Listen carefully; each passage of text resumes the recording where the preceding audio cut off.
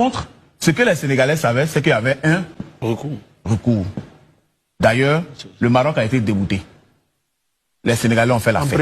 En première instance. Les Sénégalais ont fait la fête. La CAF était superbe. Après, à ce moment-là. Oui, après il y a cette décision. Ça pose le problème de rester attaché au texte. Pour l'instant, aucun communiqué de la Fédération sénégalaise ne dit par exemple que le Maroc n'est pas dans ses droits.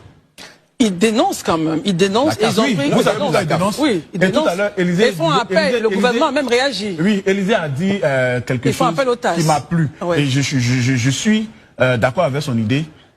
Mais Christelle, si vous vous rappelez de cette finale, nous tous ici, dans le contexte là, l'arbitre de ce match-là, il pourrait dire c'est fini, le Maroc a gagné le match. Pourquoi pas, selon vous? Non, c'est impossible. Il ne pouvait pas le faire parce que le chaos qui allait suivre allait être plus grand que la sortie du terrain. Vous avez posé une question qui est très pertinente. Dans les tests, l'arbitre peut arrêter le match. Sauf que son patron, son réalisateur lui fait signe. Continue. Tu continues. Il continue. Parce qu'après tout, quand un match de football a lieu, quand on le récupère, quand il y a une crise concernant ce match, il faut des rapports. C'est ça. Sur le terrain, personne n'agit en même temps. Infantino ne peut pas venir dire sur le terrain, non, ne remettez pas les médailles. Le président de la CAF ne peut pas venir dire, non. On attend d'abord les rapports.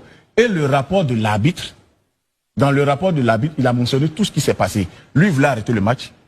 Le patron de la commission de la CAF lui a dit, il a dit quoi? Continue. Donc, lui, il se désengage. Lui, on peut lui reprocher son mauvais match. C'est le commissaire au match qui lui a demandé d'arrêter ou c'est qui? Le patron des arbitres de la CAF.